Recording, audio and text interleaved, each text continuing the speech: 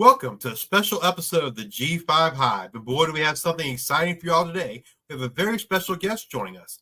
He attended Amador Valley High School in Pleasanton, California, where he earned the 2018 East Bay Athletic League Most Valuable Player Award. He was a first-team East Bay Athletic League quarterback and a second-team tight end. His senior year, he rushed for 1,245 yards and 18 touchdowns, completed 58.3% of his passes for 822 yards and 9 touchdowns, and caught 10 passes for 254 yards and 4 touchdowns. In addition to football, he was a sprinter and high jumper on the track and field team in high school. Out of high school, he committed to San Jose State, where he was an All-Mountain West honorable mention in 2022 at tight end. In 2023, he was named to the preseason All-Mountain West teams for Athlon Sports and Phil Steele. While at San Jose State, he made 20 starts, caught 57 balls, 747 yards, and 5 touchdowns. This offseason, he transferred to UMass as a graduate student, and during our Worker Bee series interview on UMass, Mike Maynard said he's the player to watch out for the Minutemen in 2024. He is 6'4", weighs in at 251 pounds. He is number 81 for the UMass Minutemen. He is Dominick Mazotti. Welcome to the show, Dominick. Happy to be here, man. Thank you for having me. Hey, man, we were glad to have you on. Who introduced you to the game of football?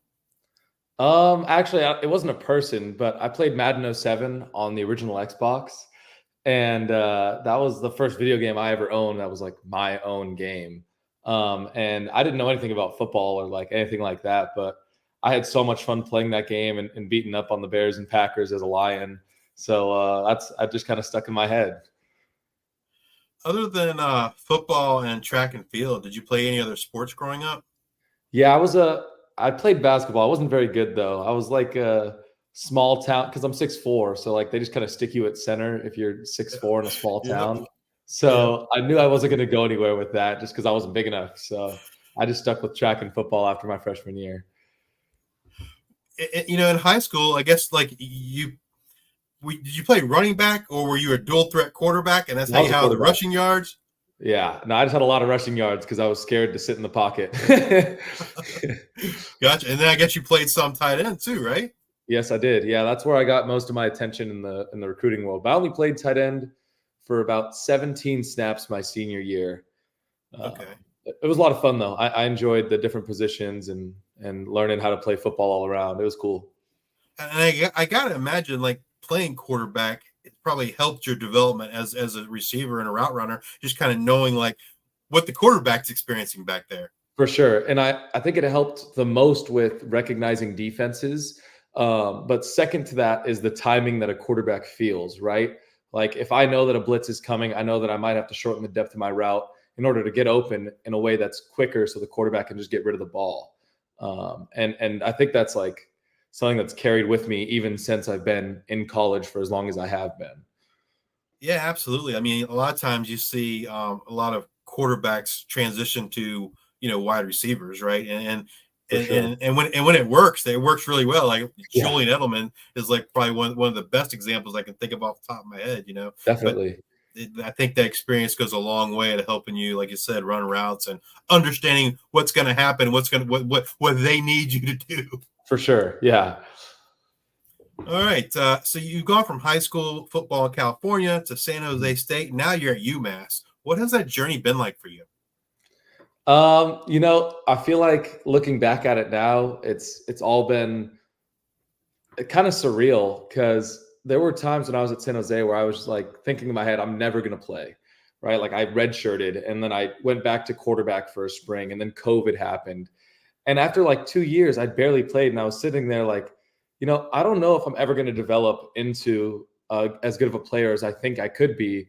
And then out of nowhere, 2022 season comes around and I start the first 8 games and like go on a really good like streak of games there. And I would say just like having the opportunity to continue to play football this long has been like the best experience that I could have ever asked for coming into college. And I've played pretty well. I'd like to say like with the opportunities that I've had and God willing, I'll be able to stay healthy this upcoming year too. So There was a game, I want to say, I guess it had to be 2022, where you guys were playing. I feel like it was a Thursday or a Friday night or something, and you just had like a monster game. And I was like you had like, I feel like a really long touchdown catch, and it was like, UNLV. Yeah. yeah, yeah, At that's 100 it. yards that game. That was a fun one. Yeah, but like I still remember you like running down the field. It was pretty cool. It was a fun one. Yeah. So since you've been through the recruiting process, a couple times now, what advice would you give to an aspiring high school player about that process?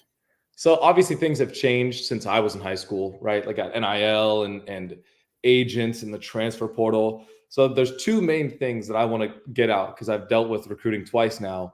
One is do not let the agent talk for you to coaches. That is awful because the agent obviously is trying to one sponsor you, but also sponsor themselves. So they're going to be talking mostly about money and like a chunk of the collective and things like that. Like you want to develop a relationship with the coaches so that when it comes down to the wire and like maybe they're deciding between you and another guy and like who they want to offer or who they want to take on an official, like they want to make sure that they have a relationship with you. So that's the first thing I would say is make sure that you're developing relationships and not just letting someone else talk for you. The second thing is like use Twitter as your tool, but you also don't want to be spamming coaches. Like you don't want to text Dabo Sweeney 4 times, right? Like he's not going to look at any of the 4. Like text one of the GAs or DM one of the GAs or like a recruiting analyst or something like that. And if they don't respond, then move on to the next one. But you don't want to be the person who they look at the messages one day and there's like, oh, I've missed 18 messages from this person. They might be crazy. Let's not go forward with this, So, like you said, going through that recruiting process a couple times for you, what would you say? Like, what have you learned, and what you did differently this time around than you did perhaps your first time? Well, I think in high school, I kind of had my priorities on wrong. I wanted to go to like the places that I think I would have the best visits, right? Like I went on an official visit to UNLV because I just thought it was going to be fun. Like the family gets to go to Vegas with me. And I don't think I realized because I wasn't mature enough at the time that like your visit, you only have 48 hours to decide if that school is the best fit for you. So you got to ask as many questions as possible. So the second time around, like I was a sponge. Every time I went on a visit, I was asking strength staff questions, athletes questions, athletic trainers questions. You just got to be able to go to places and learn about what you're going to do if you decide to go there. Awesome. What led you to choose UMass to further your education and your football career? The coaches, like I was the craziest feeling, even though I had a decent amount of opportunities. Like I had decided that UMass was no longer even in the race, like December 8th, because I'd received some Big 12 offers. And I remember Coach Lehman, I called him and I was like, hey, Coach Lehman, he's the tight ends coach. I was like, hey, I really appreciate all you've done, but like, I just don't think it's going to work out. And he goes, Dominic, I'm in the airport, like on the way to see you. Can you at least like let me fly out to see you? We'll like talk at like a coffee house or something, and then you can decide. And that next day he flew in and we met at a little pizza place. And it was like everything that I needed and wanted to hear out of someone's mouth just like came out and it was perfect. We talked football, talked blocking schemes, defensive fronts, pin and pull. Like it was the most fun I'd ever had at that point talking to anyone about football. And I was like, you know what? I should go on a visit there to make sure that I feel this way about the rest of the people. And then when I came on the visit, it was just like, yeah, this is the place I need to be. I don't need to take any more. Yeah, I mean that's great to hear. I mean, I feel like too often, like, and we don't hear it, like you hear it through back channels For where sure. a player was promised something at a bigger school, and Yeah, whether it be NIL or playing time or whatever, and then they actually get there, and none of those quote promises come to fruition. for sure. Um, Yeah, I feel like that happens. Obviously, I love the G5, so but I feel like it happens more at those bigger schools, right? for I mean, sure. I think to your point, to the high school kids, at the end of the day, they need to treat it like somewhat like a business, right? Because that's how the other people are treating it, right? Exactly. They are. It's not to say that they don't have your best interest at heart, but in addition to your best interest, it's also what's best for them too, right? It's Definitely. not necessarily purely your best interest, and but in some cases, absolutely it is, right? Where they want to do right by you, and so that's good to hear that you felt that way about UMass. For sure. If you could pick two tight ends to train with, learn from, watch film with, etc., who would you pick and Mm. why? Ooh, I'll have to say definitely George Kittle. That's my first one. I think like I love his game. He's the definition in my head of like someone who loves doing what they do and being elite at what they do. So that's like the first person I'd want to train with because I just want to know first of all how he got to where he is, and then second of all like his technique and how much he works on it. And then I want to choose a young guy. I think I'm going to choose Sam Laporta because he's someone who kind of burst onto the scene last year. A lot of people in the mock drafts didn't even have him as the first or second tight end on the board. And there's a lot of people doubting the Lions draft philosophy. And I'm a Lions fan. So obviously I've done a little more research on him than a lot of other people. But like the way he was able to just come onto the scene, like catch a bunch of balls, get a bunch of touchdowns, Pro Bowl, like one of the best tight ends in the league, at least what they're saying now. I want to know how he dealt with like all that pressure and emotion that he was going through. So that'd be a really cool person to learn from as well. Absolutely. I mean, Iowa, there, in my opinion, is a tight end factory, and Whew, is it no ever? one should ever doubt an Iowa tight end. I Oh mean, yeah, they've proven time and time again that they can get it done. So yeah, definitely. Sam Oh Laporta, yeah. that would definitely be a cool one for sure. Um, when you study film and watch other tight ends, what Mhm. things are you paying the most attention to? Is it, are you watching their feet when they're trying to get off the line? Are you watching their blocking? What are you watching most? This one might be a little bit of a long-winded answer. So the first thing I do is I would categorize it like, okay, what is my objective? Like, what do I want to learn in this play? So I'll look at the play as if I'm like a PFF analyst, right? Like, did the tight end do their job on this play? Okay, if it's outside zone and he's blocking a safety, or if it's a corner route and he's going in man against a linebacker, I'll just mark in my head, did he win or lose? Okay. Then in my head, I'm going to decipher what I think led him to winning or losing on the route or like blocking scheme or whatever it is, whether it's on blocking hand placement or foot placement, or whether he got his feet in the ground before the other person, or on a route, if he was able to get speed out of the cut or create separation or whatever it is.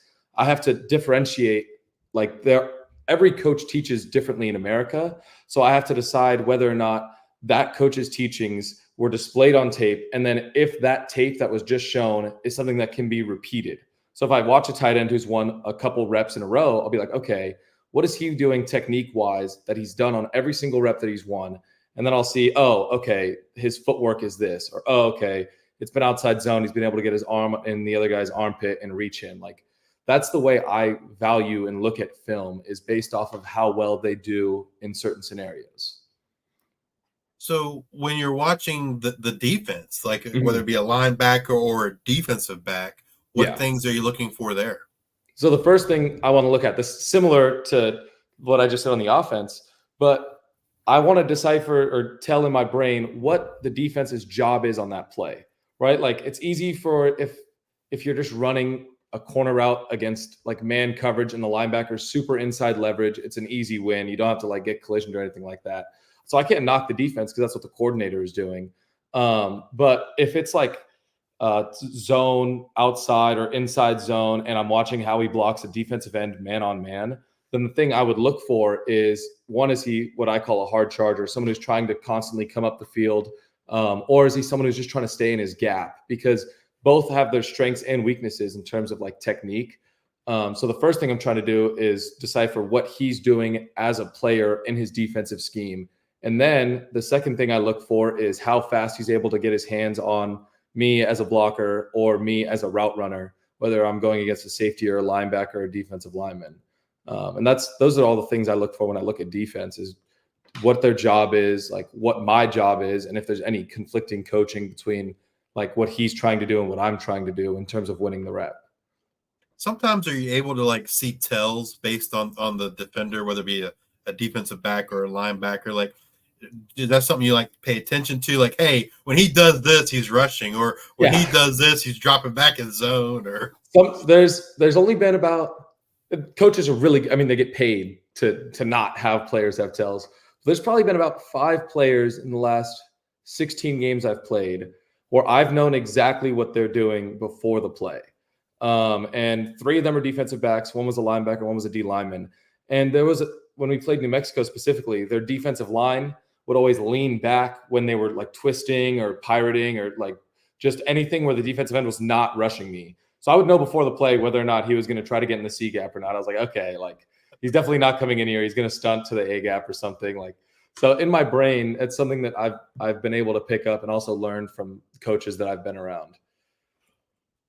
what would you say is your main strength as a tight end? I mean, I'd like to say my brain, right? Like coming from the quarterback background and stuff. So, and there's not a lot of people who in football, like in general, like do that much pre-snap analysis or like stuff in their brain where they're thinking about what the defense is doing and whatnot. But at the same time, it can also be a weakness if I'm overthinking or if I'm second guessing myself or stuff like that. But I think my brain is my biggest tool, honestly. Is there an area of your game that you've been working on the most this offseason?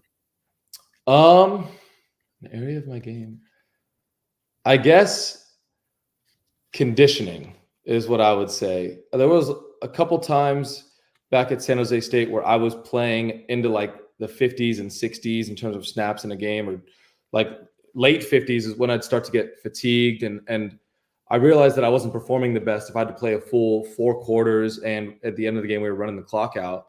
So I've been working a lot on being able to last that long in the game situation. I've been practicing harder, getting a lot of reps like after practice to make sure that I'm able to just continue to do my job late into the games as well.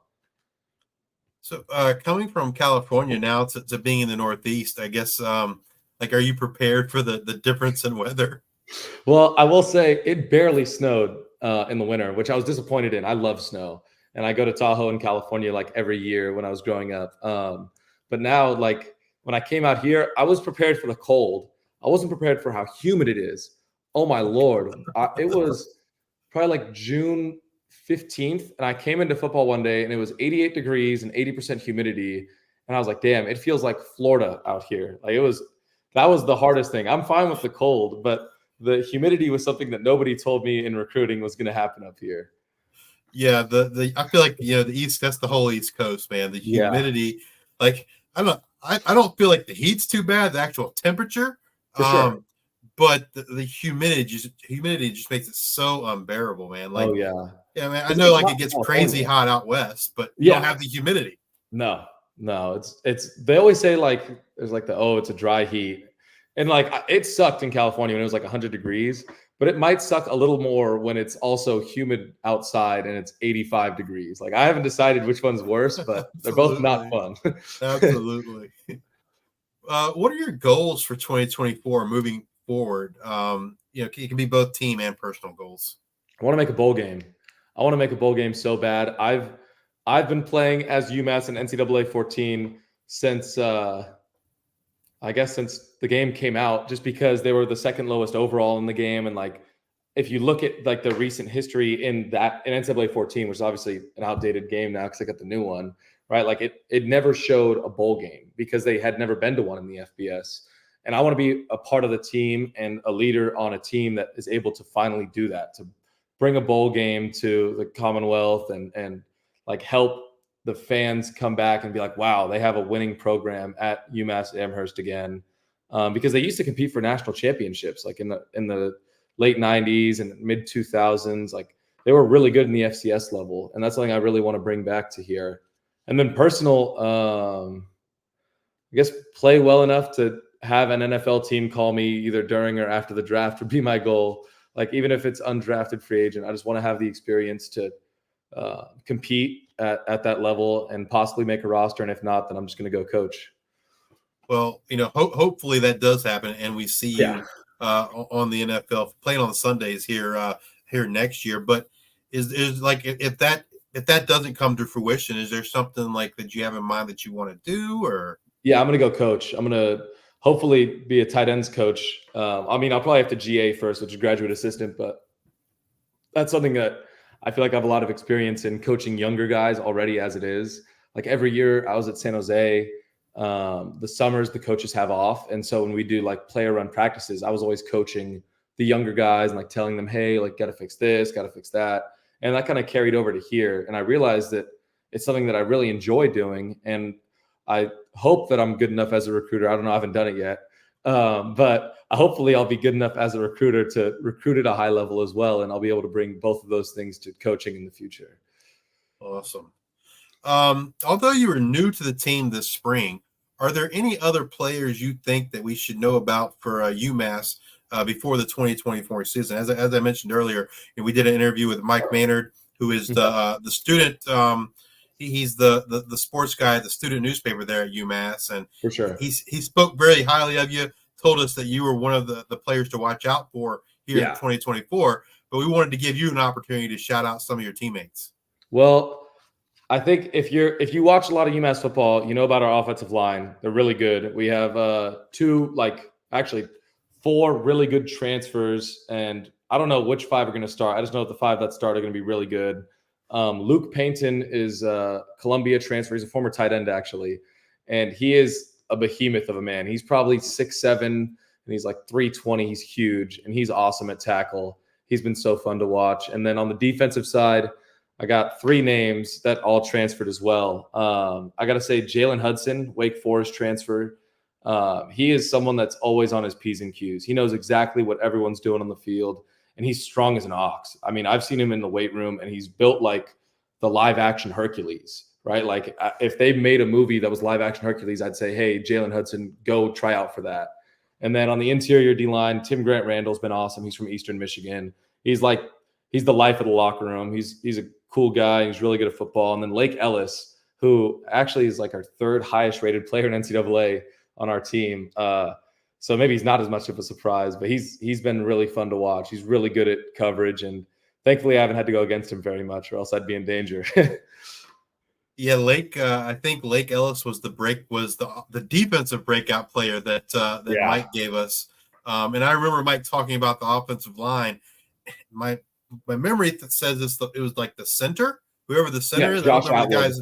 Amazing. Yeah, but he said like Coach Brown loves Josh Atwood. Yeah, no, he's the fan favorite for sure. And then Mottinger, he's a guard, and he's had a lot of experience. So that's obviously the most important thing you can have on an offensive line is experience. And he's someone that could play either guard position. Heck, he could snap, but Josh is so good at it. We don't need someone to practice snapping. So yeah, the offensive line is very good for us. This, I believe in the spring, Tyson was still kind of recovering from injury, right? But have you been able to I mean, he was able to do a bunch of stuff. He's able to run and throw and stuff. He just didn't get as many team reps or 7-on-7 reps. But okay, yeah, I'm just curious if you guys were able to kind of build a rapport. Oh, for sure. I mean, we still, even right now when we have play run practices, him and I have been running routes together, RVA and team on team. And that's been awesome building chemistry with not only him, but also Ahmad, who is like our main quarterback in the spring. And he played a lot last fall. And building like the chemistry with both of them has been something that's been really fun. Cool. If someone has not seen you play, what one game would you recommend for them to watch? Now, and you can go all the way back to high school if you want. Oh, no, I play very different from high school because I can't throw the ball anymore, apparently. But I would say UNLV 2022 was like my best receiving game of all time ever. It was a sick game. Obviously 100 yards, which is like a cool accolade to have. And my first career touchdown. That was a fun one. And then For run blocking, I would say Utah State 2023. We must have ran for 350 yards that game on them, or 313 yards. It was insane how many yards we had. But I didn't get any catches. I was just run blocking the whole game, and it was pretty good. I enjoyed it. Yeah, you guys, it was Kyrie Robinson and I guess Quayle Conley. You guys, Oh yeah, they had big seasons last year for sure. oh yeah, they did. And now Conley's out in Arizona, and he's competing for a job there. And Kyrie had like one of the best running back careers in the Mountain West ever. And it was awesome to be there for all. He was a touchdown machine. Oh, was he ever? For a 5'7" running back, he was one of the meanest runners I've ever seen. Usually you see the shorter running backs and they're like Tariq Cohen type, like juke and spin and whatever. But Kyrie would just run through people. It was so fun to be there with him. It's fun to watch. If you could replay one game, what game would you replay and why would you replay it? 2022 Fresno State, the game after my 100-yard game. Our defense gave us 5 fumbles, and we just couldn't get the ball into the end zone for some reason. It was awful, and we ended up losing 14-10, and that loss ended up derailing our Mountain West championship run. I think we were 1 game out, and Fresno State ended up going ahead of us because of that one game. They had the tiebreaker over us, and that's a game that still haunts me. Like the first play of the game, I had my first career drop in that first play.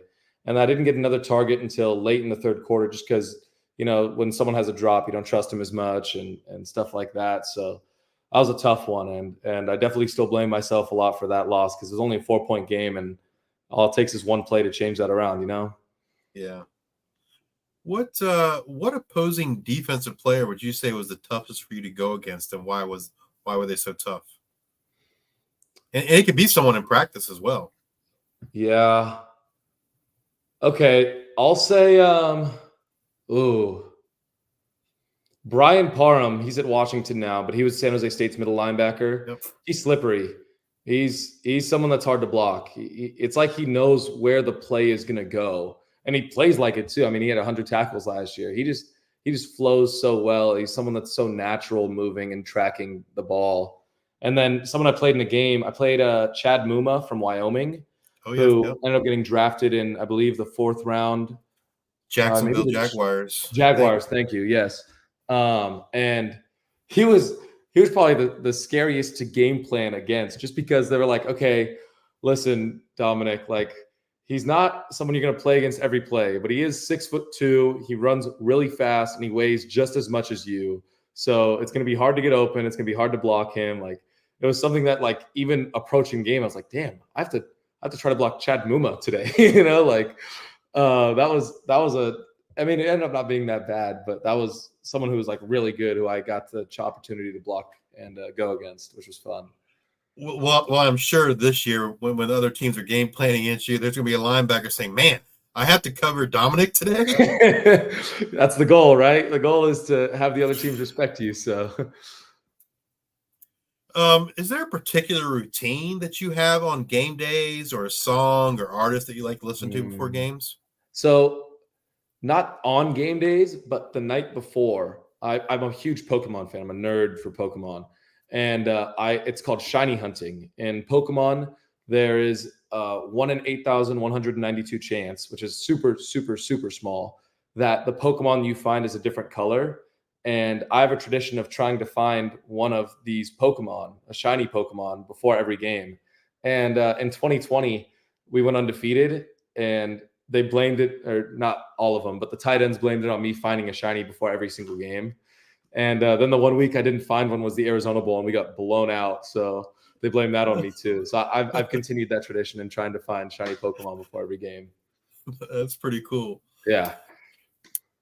So you've alluded to it earlier, and I know, just watching your Twitter feed, you're a big fan of that new EA Sports college football game. Yeah. You go live, you live stream your games. Yep. But before we get to the actual game itself, first question, PS5 or Xbox? Xbox. Yeah, it's easy. I've been with Xbox since I was 7 years old, the first video game I ever played. So I gotta stay loyal. I assume when you play, you're most often playing as UMass. Yeah, I haven't played a game not as UMass yet. I don't know when I will, and I don't know if I will, but I've been UMass the whole time. What have you liked most about the game? I would say how hard it is, right? Like I love looking on Twitter and seeing people complain about how hard a video game that's a sports game is, because like if someone here like plays 2K, right? Like 2K, they have like cheese, like movements that you can't guard and shots that are like always go in, stuff like that. Like, and in Madden, they got plays that are always coverable or always uncovered, and like defenses that you can't stop from blitzing. This game is hard on the defense and on the offense, and especially when you play the computer, because they don't make mistakes. And it's fun seeing people online who used to be like, "Oh, I could play football. Like, look how easy this is," and they show a Madden clip, right? Now they're playing NCAA and they're losing to like FCS Northeast, and they're getting blown out by like Ohio. Like they're just getting annihilated on Twitter, and it's so fun to see. Like, see, I told you football is hard, right? Like all you people on Twitter thought it was so easy. Now you can't even win a college football video game, man. So that's been my favorite part.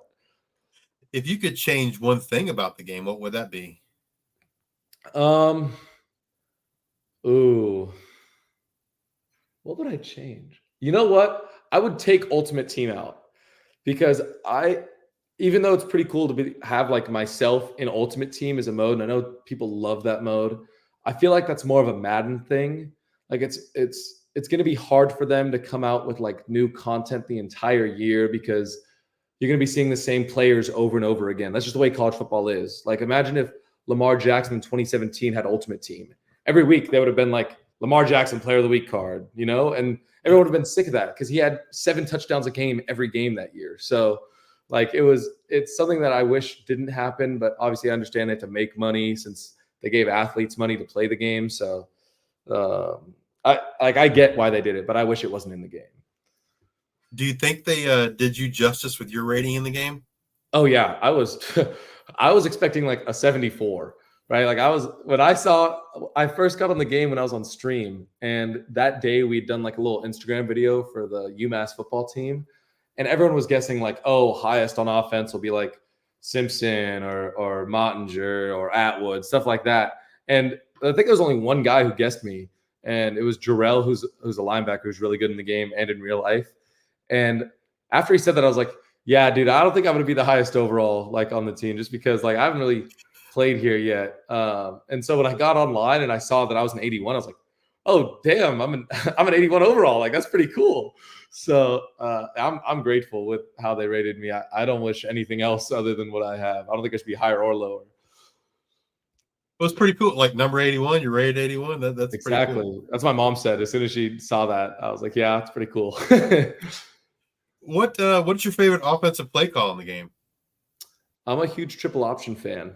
Love the triple option. Not like Army Navy triple option though. Like I like the UNLV triple option, like out of the gun. Brennan Marion's the offensive coordinator at UNLV. I love his playbook. His playbook is so awesome. It's different from any other playbook that's ever been played in football.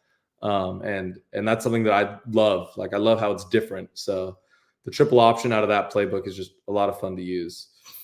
I think I saw online where you put an offensive lineman in at fullback. Have you put yourself in at fullback either and ran any? No. I got to give the big guys some love, man. I got to give them the ball a little bit, because their whole careers they block, and some of them never touch the ball. So the first thing I did on stream was put some linemen at fullback and let him have a chance. And I even put Luke Payton at tight end, and he fumbled, which was unfortunate. But I like to show him a little bit of love when I get the chance.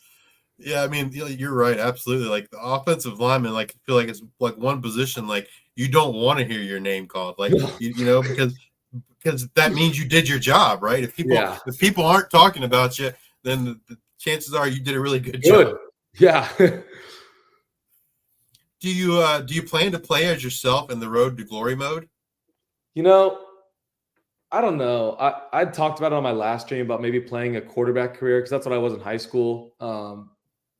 But I think I'm fine with Dynasty. I think I'm fine with just rebuilding UMass or whoever they want to see that day and playing through that. Like, it'd be cool to play as myself, but for a whole career, I don't know if I could commit to 4 more years.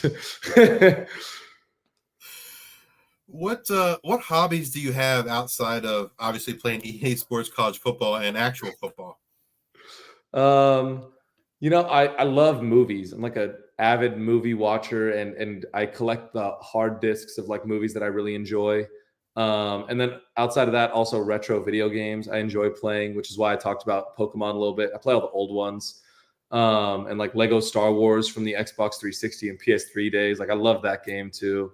So I guess just like collecting movies and video games that I used to play when I was younger is something I really enjoy. What's your favorite movie? Oh, give me a sec. This is gonna take a minute. I like 28 Days Later. Love it. Which it's a zombie movie. It's actually Cillian Murphy's his like his first movie that he ever had. It was like his breakout performance. And it was on like such a small budget. You could tell I watched it back with my girlfriend a couple weeks ago. And when you watch it back, like you can appreciate how small of a budget they had. They used like the same extras over and over again, and you could barely tell. And then they had like fake prop people everywhere, and they didn't have a lot of like scenes where it was multiple people. And that movie was just for how low budget it was, how it like rejuvenated the zombie horror genre, and then also like how good it actually ended up being. I love that movie. I think it's one of the best movies that's ever been made. So I gotta give it some love. What do you feel about like it seems like it's happened for I guess the last few years, but like there's a lot of remakes. Like for Yeah. instance, I'm going to see Twisters today, and like Okay. my expectations aren't really high. For sure. No, it shouldn't be. I always feel like the remake's always a disappointment, but I don't know. Yeah. What are your thoughts? I mean, I fell for the delusion of a good remake or a good sequel, I guess, actually, when I watched the Star Wars series. Because my growing up was the prequel movies, episode 1, 2, and 3, if you go in like chronological order, right? And so when they announced episode 7, I was the biggest believer. And episode 7 was so good. They had so many storylines they could go with, like, is Finn force sensitive, all this stuff. And then episode 8 came out and I watched it and I was so disgusted with what I saw that I didn't go to the movies again from episode 8 until Endgame. I didn't watch a single movie in theaters. I was so distraught with how bad that movie was that I could not go to a movie theater to watch any more movies. So I guess when the remakes are good, they're good, but there haven't been a lot of good ones recently. So That's an interesting perspective on Star Wars because obviously I'm older than you, and so for yeah, me, my childhood is 4, 5, and 6. for sure. And for me, like I love 4, 5, and 6. I did not like 1, 2, and 3 at all. Yeah. And then the newer ones, like they were okay. I didn't mind them. But there was one, and I forget which number it was, but I felt like it was basically a remake of one of the Episode older 7. ones, right? Like the storyline was like, yeah, hey, I've seen this before. yeah, sand person who's actually a Jedi, like on this like planet that no one cares about. It's literally Luke Skywalker's story from from A New Hope, right? Like, yeah, they stole it. absolutely. Yeah. But, do you like any of the Star Wars shows like on Disney Plus? You've had a chance to check any of those out? I watched the Clone Wars because that was also part of my childhood, like animated show, and that was pretty good. I didn't like the ending to what was it? Boba Fett, or Jango Fett's show. I don't remember what it was. It was Bounty Hunter or something like that. I don't know. It was Boba Fett. It was just called Boba Fett. Oh, the Book of Boba Fett. That's what it was. Book of Boba Fett. Yeah. And the beginning was good, and then they had like it was supposed to be like this planet-wide like shootout, and it was actually just like 11 different people in Mos Eisley like just having a shootout. Like it wasn't like it was built up to this huge thing where they were going to take over from like the mob, and then it wasn't like that big. So that kind of ruined that for me. And then I liked The Mandalorian a little bit, but it got a little repetitive with them going on side missions and whatever. So I mean, it's been whatever watching the Disney stuff. I would say the one I think I enjoyed the most was Ahsoka. That one, yeah. Like it was like I agree with you. Like I like the Mandalorian because like it's just cool, but I don't know. It like you said, it did seem a little bit repetitive. Whereas Ahsoka kind of was, I don't know, just felt like a long movie to me. For sure. I will say I forgot about Kenobi. I think Kenobi the way it ended was so amazing. Like that show, up until the last 3 episodes, I was like, nah, this is just an okay show, whatever. And then he had his duel with Vader, and then like the way it ended with him going back to Tatooine was like, loved it. It set up A New Hope like perfectly after, well, obviously it was a couple years later, but I love that. I love that show. That was a great one. Did have you gotten a chance to watch Rebel Moon? Obviously, it's not Star Wars, but to me, it's kind No, of I don't like think I have seen that. I don't like I like my kids didn't enjoy it. I enjoyed it, but it's like they called it a knockoff Star Wars. Oh, But I don't know. Like it was entertaining for sure. for sure. But, yeah, definitely. I think there's 2 of them out. Okay. Might be something you might like. I'll take a peek maybe. What is your favorite meal? What's your favorite thing to eat? I'm a sushi fan. I'll eat. There's actually some pretty good sushi places in downtown Amherst that I enjoy going to. But when I'm back home, I go to this all-you-can-eat place that's so good. I love sushi. Like I could probably put down 10 individual rolls if I was really hungry enough. And then second to that is seafood pasta. I actually just made some yesterday. I'm Italian. Got to have pasta sometime, Do you have a favorite like sauce? And oh yeah, vodka sauce. And do you call it sauce or gravy? No sauce. No, I'm not a gravy guy. Yeah. What's your favorite sushi roll? So originally, like when I was growing up, I loved unagi. So like they had dragon rolls everywhere, which is just tempura and unagi and cucumber and avocado. But I ate so much of that I'm actually kind of sick of it now. So now I've turned into a fresh fish roll guy. So I could get like a rainbow roll, which is just hamachi, avocado. Sometimes they put like crab salad and then tuna and salmon. That's probably my favorite one now, but it has to be done pretty good in order for me to really like it. Yeah, I would say spicy tuna roll is probably my favorite. That's a good one. It's my girlfriend's favorite. And then I also like the spicy volcano roll. Oh, see, sometimes volcano rolls have cream cheese though. And this is a fun fact for your video. I hate cheese. I will not eat cheese. Okay. And cream cheese, especially, I won't eat. So if there's ever a food that has cheese or cream cheese on it, I just won't eat it. If you had to tell an aspiring high school player what the hardest part of playing college football is, what would that be and why? I've self-deemed the term the dog days, which I guess it's been used a billion times, but I think the dog days to me is like, you got to wake up, right? You got to go to treatment. You got to go to meetings, got to go to practice, got to go to school, got to go back to meetings, got to go to sleep, and then you got to do it again the next day. And you do that for 4-5 months out of the year. And then you get an off season, which is just you waking up, lifting, going to school. It's the same thing, except now you're lifting instead of practicing and playing football games. And then you're practicing again in the spring. You just got to be used to, you have to get used to how long you are committed to football in the day. Like how many hours in a day you are committing to being a student athlete. And it would seem like to me, like if a high school player could do it, like it'd be very advantageous to enroll in January, right? Where they can kind of get used to the school sure. and when you're not in fall camp and get ready to play the season. I will say some programs, which I was a part of, it's called a summer bridge, which is when they bring the student athletes onto campus in like June. I would say June is the best time to do it. And they integrate them with just 1 or 2 summer courses. That way they don't have to do like spring ball. And they also don't have to like get thrown straight into the academic fire. They can kind of do a little bit of lifting, a little bit of school, kind of ease their way into it before fall camp. I think that's a better way, because if they still join in January, they still have to go to 15 units a semester. And like that's a pretty big change, asking a high schooler to go to classes that aren't technically mandatory. Like they're probably going to miss some classes every once in a while, Oh, absolutely. And like and not only are they not mandatory, I feel like for the most part, like the professors really don't care. Like exactly. If you fail, you fail. They don't have to help you, right? Like they don't care if you're playing next year. Exactly. All right, let's get you out on a fun question here. Coach Brown comes in and says, "No need for pads today, boys. Grab your running shoes. We're doing laps." What position group does your mind immediately go to that caused it? Oh, I have to think about this one for a second. What position group? So that means somebody probably messed up, or someone parked. Actually, that's a thing here. If you park in a non-player designated spot, like if you park in one of the coaches' spots, you would take off running. And that, for a fact, I know the D line has done before. So I'm going to blame the defensive lineman for that.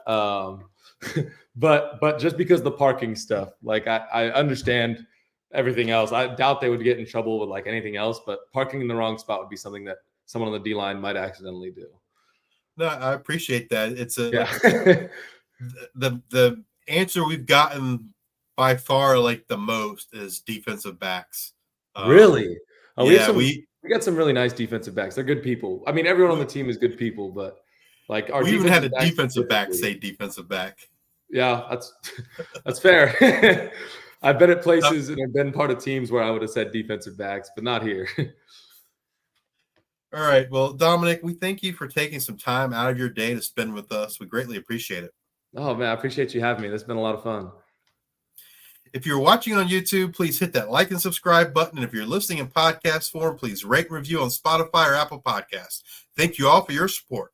And until the next time, we are the G5 Hive.